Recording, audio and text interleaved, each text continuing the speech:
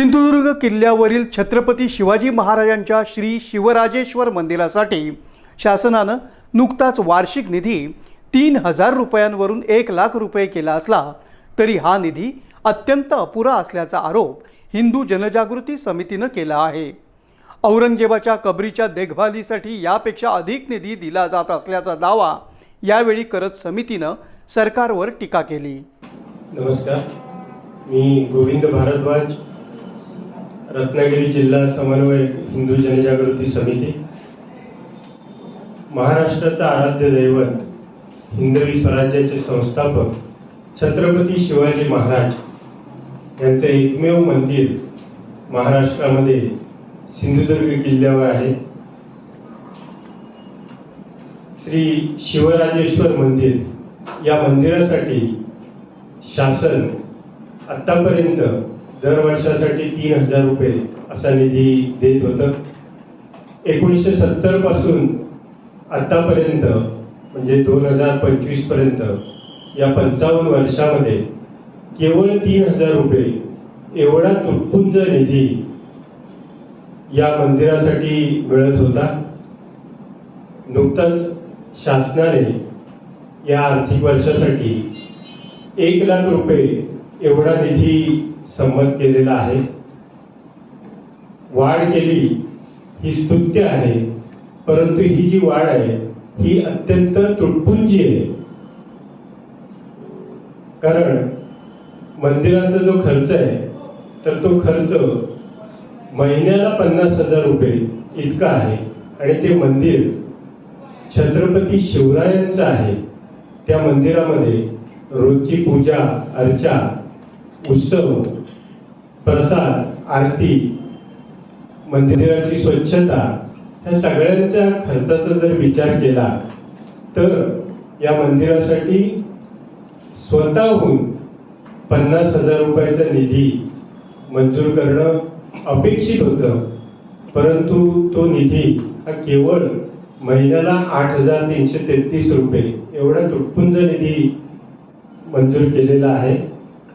त्या उलट औरंगजेबाच्या कबरीसाठी मात्र 2.5 लाख रुपये एवढा निधी 2022 मध्ये मंजूर केलेला आहे।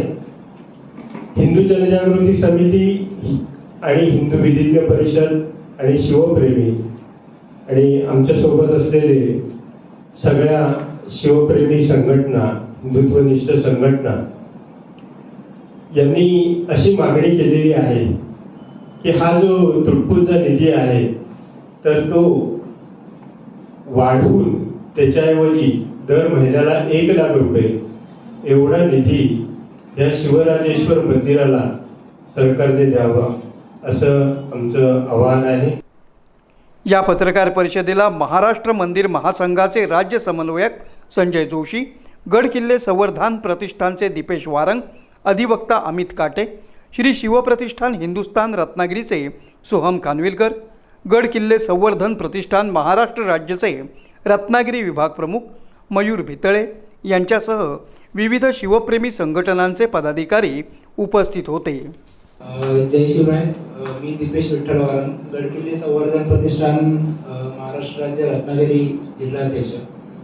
तर आज हिंदू जनजागृती समितीमार्फत जी पत्रकार परिषद आयोजित करण्यात आलेली आहे त्या ठिकाणी आम्हाला सहभागी होता आलं आणि गडकिल्ले आणि छत्रपती शिवरायांचं जे सिंधुदुर्ग किल्ल्यावर मंदिर आहे त्या संदर्भात जो निधी शासनाने जाहीर केलेला आहे तो फारच कमी प्रमाणात दिलाय अशी आमची सुद्धा धारणा आहे आणि साहजिकच ती सर्वांचीच असायला हवी, महाराष्ट्रातील प्रत्येक जनतेची असायला हवी। कारण 8,000 रुपये महिना हा गेल्या 55 वर्षानंतर बघितला तर खूपच म्हणजे जसं मगाशी मी सांगितलं तसं चेष्टा केल्यासारखंच आहे एक प्रकारे।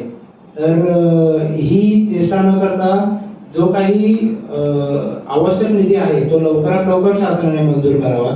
तसेच फक्त मंदिरच नाही तर किल्ल्याच्या बाबतीत पण शासनाने विचार करावा।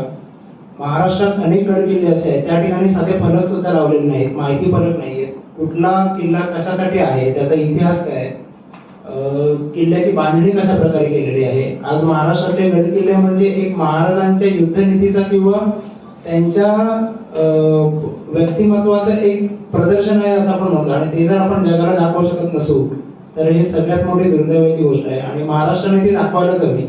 खास करून महाराष्ट्र शासनाने यावर जास्त विचार करायला हवा आणि गड किल्ल्यांच्या बाबतीत अत्यंत गांभीर्याने सर्व विषय घ्यायला हवेत. कारण ज्या पद्धतीने गड किल्ल्यांची अवहेलना चालू आहे ती कुठे ना कुठेतरी थांबायला हवी आणि